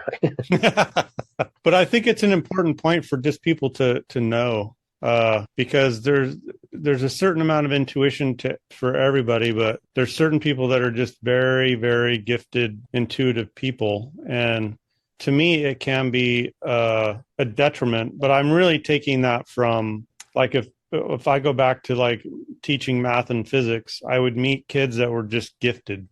So they go into the intuitive category, and I would tell them, you're just a very intuitive person and you're going to kill, these exams. But here's the deal, right? Is, can you explain this? And they can't explain it, whatever it is. And I'm like, someday, if you leave here thinking that you're the master of this because you killed these exams, you're not going to go out into the world thinking that, this perception of yourself is that you can do it all and you're not going to make any mistakes and you're just killing it. Well, the real world is going to bring a problem to you that you are not going to be able to solve, because you need to be able to break that problem down into all the little innuendo and issues that that problem involves, and then have the tools to solve it. Because it's not exactly like the problems that this institution is giving you to solve, that you're solving intuitively with no problem at all. So I would give this warning to, the physics expert in the room or whatever, because they're going to go out into the world, and some mountain is going to crash, or some tower is going to fall, or some bridge is going to fail. And they're going to want somebody to go figure out why, and if they don't have the tools to break it all down into the minutia, isn't that exactly what you're talking about though? It's like, you need to know what the things are that you can manipulate on the motorcycle. Yeah. You got to know what to change, right? If you want to make an improvement, you got to change something. Yeah. So rider inputs and what all of those are, and how to manipulate them, generally speaking. What do we got? Right. Give me the bullet. So you got to know when to steer. We talked about that. You got to know when to roll on the gas. You got to know what to look at and when to look at it, and all the little adjustments in between. When to brake, how hard to brake, how much to release the brake. Trying to work with the motorcycle. You don't want to be fighting it. Like sort of working with the momentum and all the rest of it. You want to get to a point where the line is not consuming all of your attention, so you can think about traction. Again, if you're trying to go fast, most of the time you're like assessing, or how hard can I brake, how much can I lean it over with this much brake on, how hard can I roll it on at this lean angle, that kind of thing. So it's when and how much. Yeah. So like Angus likes to title it, the things that you can be deliberate about, right? We can be deliberate about steering, and how hard am I pushing? How long am I pushing? What am I looking at? How long am I looking at it? And all the how it's better to be deliberate about all these things and pay attention. Or like James said in our last chat, is like, who doesn't know what their right hand is doing? Well, lots of people, right? Yeah, you'd be surprised. Yeah. We asked somebody, so at this point, were you on the gas or off the gas? And they don't know. But I mean, honestly, you don't want to be thinking about the minutiae. Like when we ask a question like that, quite often the solution is to go and find out, and you suddenly realise, oh shit, I didn't actually close the gas going in there, right? That's why I'm struggling to get it to hold a tight line. And then you make a correction, right? You know what the ideal is, and you figure out where you're deviating from that, and then you make an adjustment. And I mean, patience is a big thing as well, honestly, and really understanding where it feels like you're going too slow here, but you get more back over there, and that whole balancing act, in fast, out slow, in slow, out fast, and the turn balancing, right? The whole relationship with that. Just waiting a fraction longer before you get on the gas so that you can get on it much harder. And, where's the true, that's really the fascination, is to optimize all of that. So many variables to take into account. That's good stuff. So I guess what our message here is for newish riders or even intermediate riders to know there is a whole lot of things to be deliberate about, and it's likely that you're not being deliberate about one or more of those things. And a coach would be good wherever you are in the world. A coach would be good to help you sort out what you're not being deliberate about, so that you can be deliberate. In other words, if I asked you, man, I could just pick any corner, turn 13 at the ridge. When do you think you're all the way off the brake? At the apex. When do you think you're done steering for that corner? At the apex. Okay. How about when do you think you're fully closed on the gas? 3 cone on the way in, just before I hit the brake. Okay. And when are you getting back on the gas? As soon as I got the thing pointed. Okay, but you could draw me a picture, couldn't you? Fairly accurately, yes. So that's what we're really talking about. It's like, yeah, you're not thinking about it every single time, but your brain has thought about it so many times. Mm-hmm. It might not be in the frontal lobe, but it's in the process of you negotiating that turn, that you could articulate all those little things, all those little deliberate things. You know exactly where they are. Yeah, but I've also been teaching this material for 28 years on racetracks, right? So you could still do it, man. You could still do it. And the reason I know you can is because I can do it, and I'm not you. Yeah, but I mean, you've done a lot of school days as well. Like you've learned the process, you've learned the little pieces, and like now it's fairly easy to keep track of them and understand what you're doing, right? And that is a big part of improving. Before you can take a step forward, you got to know exactly what you are doing. Maybe that's what you're getting at here, right? But I forgot where I was going with that. I mean, the process of analyzing other riders has been very beneficial to my own riding, because you got to understand, like, if I ride with a fast guy, we were saying earlier, sometimes, like, how the fuck did he get me 3 bike lengths right there? Now I've got to go and look at, well, what did I do, and where was that gap? Where did that come from, and how do I close it? What do I need to do? Do I need to brake later? Do I need to turn in a bit sooner? Like get on the gas a bit earlier. And will it run wide? Maybe it won't. Like, so you're constantly looking at all of that. Okay, cool. And it's good to have that in the back of not in the back of your mind, but to be, I guess it goes back to being deliberate, right? Like, I know what I'm trying to achieve. I know what I want, and you don't always get it perfect, but you're trying to get as close to perfect as you can. And I guess the message I'm trying to have you put together for us here, which you are, is I remember being a beginner and not really understanding that the nuanced level of all of this stuff, right? So what I'd like people to get from talking to somebody like you is to just know that if you know where all of your hands and eyes and controls are in any given corner that I can just spew out at you, how is that possible? And it's because all of those things are being paid attention to. So as a beginner, they're looking at big chunks, like big macro things, like how do I stay on the bike? How do I keep from falling off the bike? Or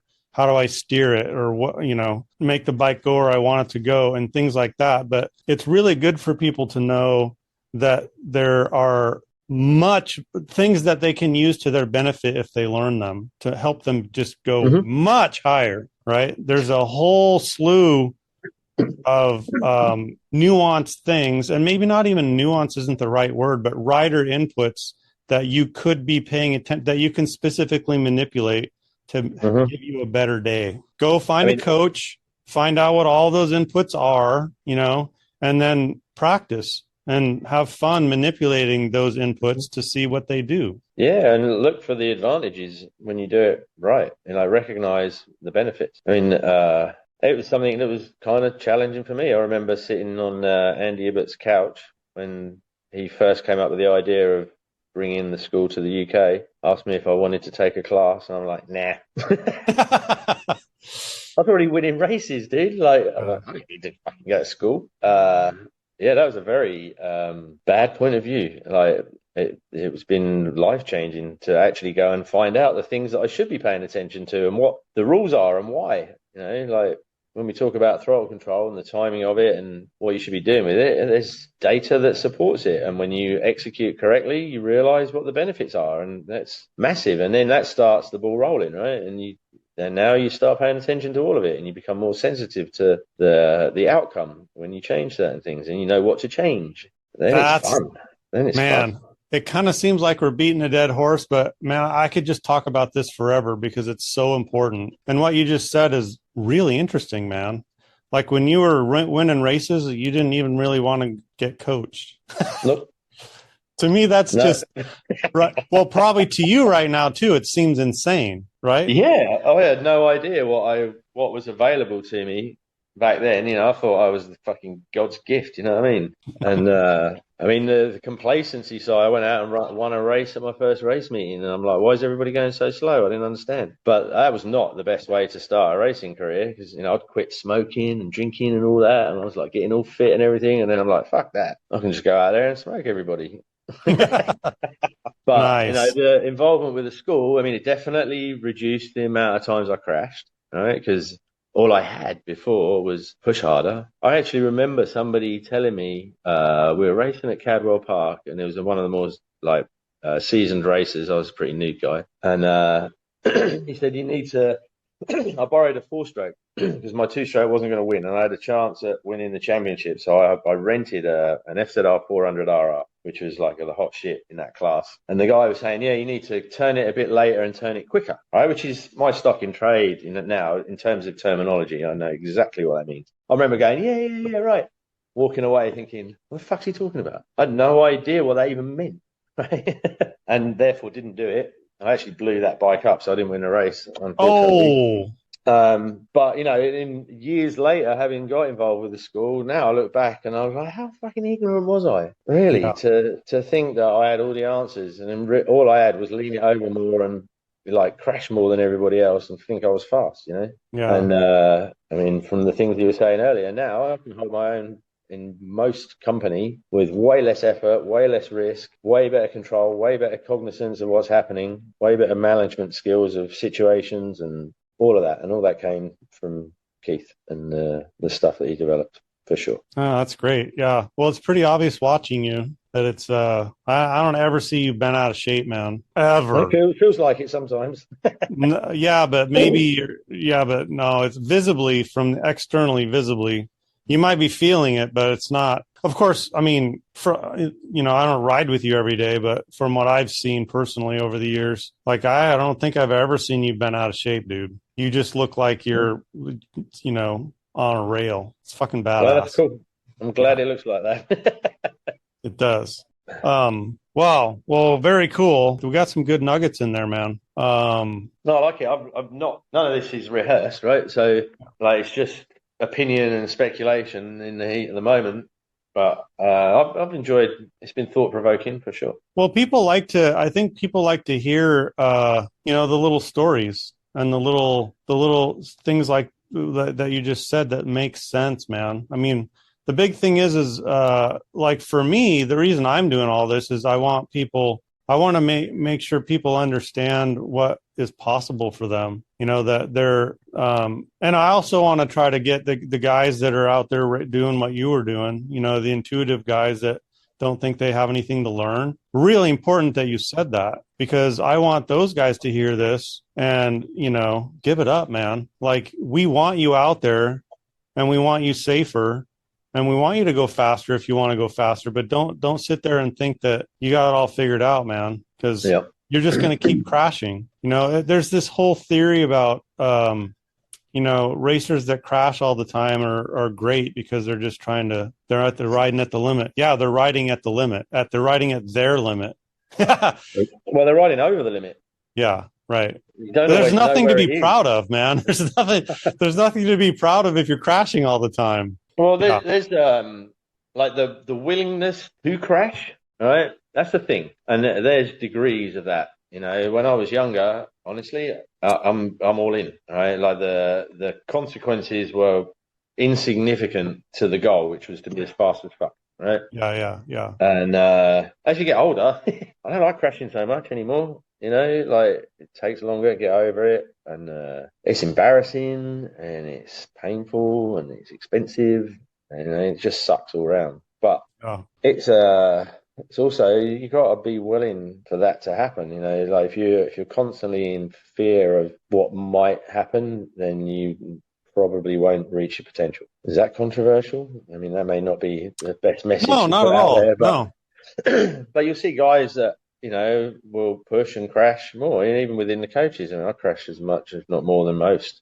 really. I mean, I do a lot of riding. I've been around a long time, but I've had my fair share of crashes. Yeah. And none of them are cool. Yeah. But I think that's all possible. I just think that this notion that, I mean, let's flip the coin and say that there's a lot of world champions that don't crash very much compared to other champions. And so why is that? And that is because maybe they've learned the nuance better than the other world champions. Like, they can still be a world champion. You were a winning rider, right? And thought you didn't have to change anything. But guess well, I don't know if I want to name names. There's a very recent multiple world champion rider who's suddenly decided to not crash so much, and it's not because he switched bikes, in my opinion. But right. We'll just leave that one alone. Okay. But I think he figured out, hey man, I can't be crashing all the time. So, and he's still fast as hell. All right, but he's not scared of it either. Right? That's a totally separate. And maybe that's the point I'm trying to make. Right? Yeah. You can't imagine it will never happen. Like, you have to, if you want to go fast, you have to acknowledge that the closer you get to that edge, the more risk you're taking. Right. How's that? Right. How's that? Yeah. But that's the fun bit. Yeah. But you can push the edge. If you learn finer nuance, you can push the edge away. Mm-hmm. That's the thing. Yeah. So I think we're agreeing on that. I just think it's so very interesting, man. It's so interesting. Yeah. But I guess people are eventually going to get tired of crashing, man. I mean, oh yeah. I mean, it's not fun. I did a lot of my crashing when I was younger. You know, no leathers, like fucking road rashed. I mean, you see me hobbling around these days. Like, a lot of that is an accumulation of minor injuries. Yeah, that slowly wear you down. You know. It's amazing how much you guys ride, man. We didn't really hit that nail on the head here, but like over 100 schools a day. Or a year? It's about 85 school days, of which I think like James, myself, some of the other full-time guys will ride 60 or 70 of those days, something like that. But that's without, you know, if you go to Australia and you do another 10, 15 days in the off season, maybe we'll do a couple of other international schools, India in January. So yeah, you could get 100 days. I've probably had years where I've done 100 days. Do 200 miles a day, give or take. That's unreal, man. I don't even know how you guys physically do that. Well, you're just lazy. That's where the efficient riding style comes from, right? That's what I've been told. I mean, climbing all over the bike when you're riding around at 40%, it just doesn't work out when you've got to be on track all day. You know, we ride 2 or 3 times as much as the students that are there. No doubt. We're out on track the whole time. So, I'm not going to wear myself out. But yeah, you learn how to be efficient real quick. Yeah, and that helps put the focus back on the line, you know, like, I mean, for sure, like, everyone thinks body position's the secret to using less lean angle. It's line, mate. Line is the biggest saver or creator of lean angle, depending on how you go about it. And you can, have a rider doing 40 mile an hour through a turn where I'm sitting in the middle of the bike with about 15 degrees of lean angle online, and they're dragging their elbow with like 45 degrees of lean angle offline, and I still can't get on the gas. I've got to wait for him to come back. I mean, there's your demonstration right there of how impactful the line you choose is on how much lean angle you need for the speed you're carrying. So interesting. I wish we could get more specific, but it's very difficult to do that in this setting. But yeah, I guess the message is the line. That's what it is. The line is very, very, very important. Mm-hmm. Like, find a way to figure that out first, and your life will be easier. Everything else will be easier. You match all your controls to that, to be able to create that line. Yeah. You're steering. All right. Okay. So you know how to steer a bike, but you got to steer it in the right place to get the right line. Yeah.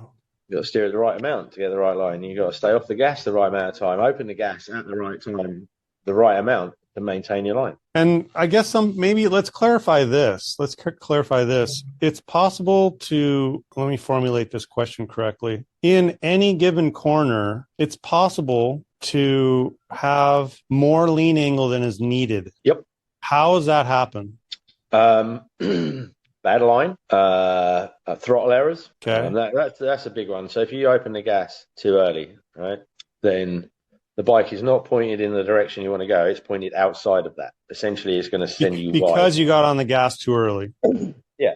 So if you roll out the gas, you steer the bike, and you're waiting to have it pointed on a line that will take you to the apex, right? And once you feel that you've got the bike pointed on that line, then you roll on the gas and maintain that line. If partway through that steering, you start rolling in the gas, you select that line, and it's not pointed at the apex yet. It's not going to take you to the apex. So you start rolling on the gas, and it's running you wide of the apex. So what are your options? You have to start leaning it over some more to try and close it on the inside. But You've got the gas on, and the gas is still pushing you over there, so you have to lean it over some more. So we talk at the school about adding throttle and lean at the same time. That comes about. Usually the precursor to that is too slow an entry speed, which leads guys to try and get the speed back, and they think about the speed before they think about the line. They're not able to be patient enough to get it online before they open the gas. They go, I'm going too slow, open the gas, starts to run them wide, lean it over a bunch more. Now you've got 10 degrees more lean angle than you need for the speed you're carrying. And you still have to shut the gas in the exit. Yeah. That's good. Or you just come in, you could is it possible to just low line too low or too early? Yeah. Yeah. And then you make this big lobe out of it. Can't wait long enough before you open the gas. So it's always going to push you wide if you're early apex, unless you hug the inside until you actually get to the point where you can drive out of the corner again. If you go too early, you leave the apex too soon, start pushing you towards the outside. So maybe you can't roll it on quite as hard as the guy who waited a little bit longer. Maybe you roll it on as hard, but then you have to roll it back off. Yeah. Either way, the other guy's gone. He waited half a second longer and then disappeared. Yeah.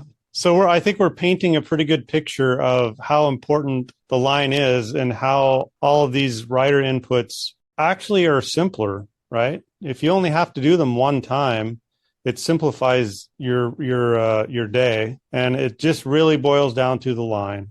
Figuring out what a good line is as a priority. Yeah. Yeah, I mean that's the direction we'll push most of our guys in. Is like level one, we cover turn points, we cover the two-step. We talk about line a fair amount through that. I mean, the turn points is the second drill. That's where a good line is introduced in the program. Throttle control comes prior to that, and it's important to understand that too. But ultimately, you then match that to your line. If you've got good throttle control, that means you're able to put the bike online and maintain the line. It's good stuff, man. I hope so. All right. Well, can we reserve the right to have you back? Mm-hmm. All right, because I'm gonna take that. I'm gonna reserve that. There's just so much to talk about, man. But at least we kind of broke through a few things tonight, and I think gave some good nuggets, and we got to learn about your background. Woohoo! That's good stuff. Yeah. So thanks again for, we'll let you get to the rest of your day, but thanks very much for taking the time. Well, thanks to you, Rick, as well. This was fun. Yeah.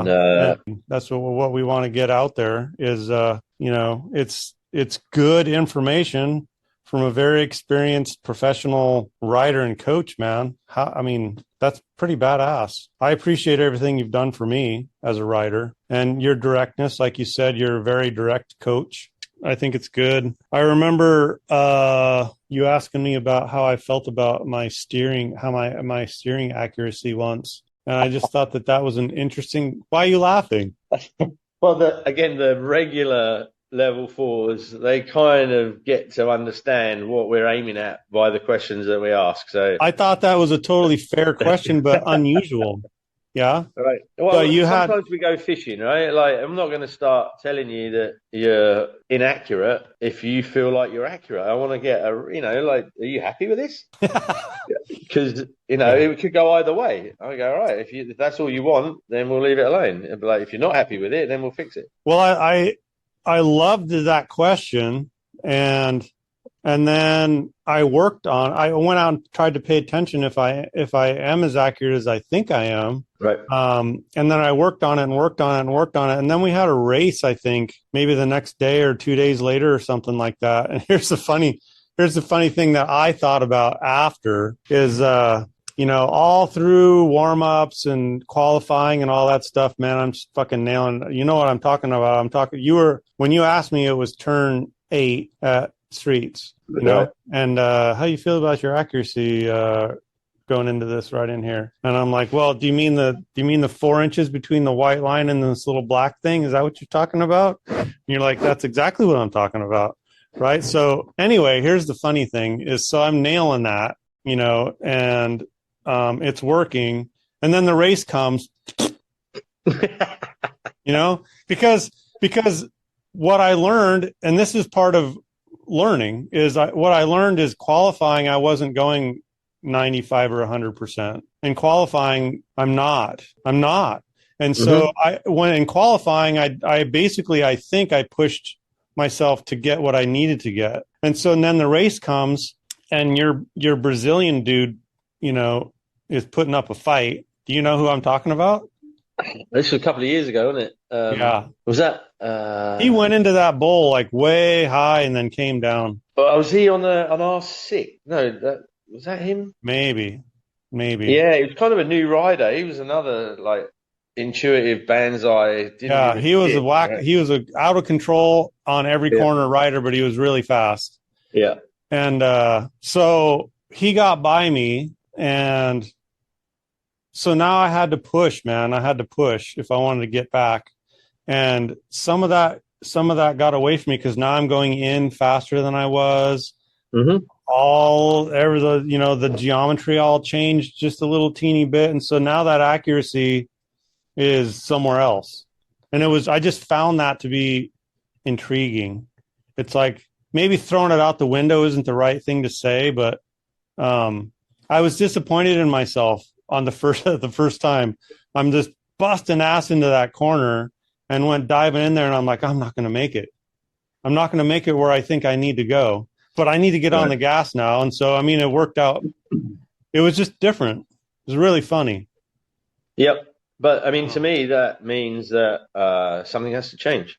Yeah. Like, to some degree, it's slightly out of control. If you're not putting your tires on the inch of asphalt that you want, then you're not fully controlling the motorcycle.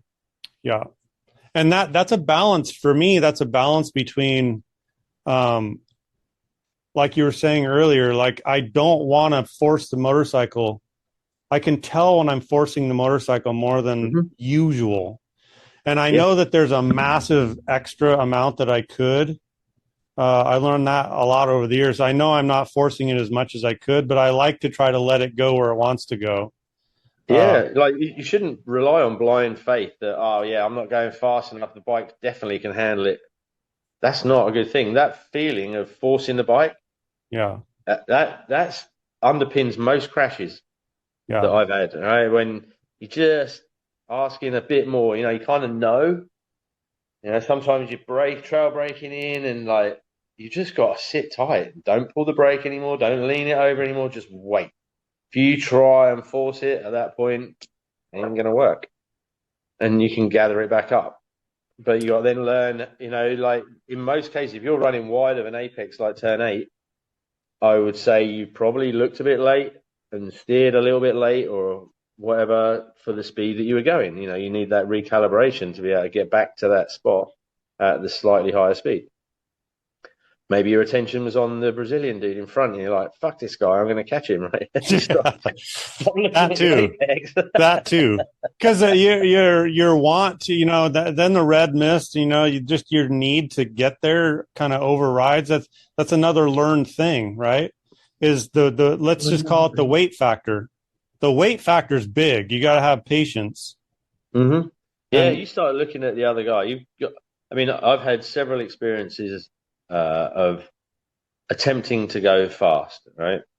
Yeah. Where, I've actually, like, since I've been racing, I've done a little bit of endurance racing and stuff like that, but not much racing, but opportunities to go out and challenge myself, right? Yeah. And the most successful action that I've come up with to get the best lap time, once I've got a bike that I like and it's doing what I want, is to hit my marks, right? They talk about this in MotoGP all the time, but to be online, like, as soon as you try and go in a bit faster than you have been, and then you run a bit wide, you feel busy, right? You feel like you're going fast.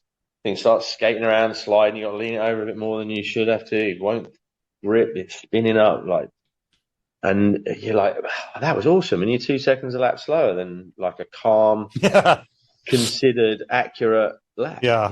Within reason. You're still pushing to the limit, but up to the limit that you can still hit your marks, go where you're supposed to go on the track. And every time I try and, step it up a little bit beyond that, you start making mistakes. And those mistakes, everyone costs you, half a second here, a couple of tenths there, and suddenly you're working really hard to go slower. Yeah. Dude, that's good info, man.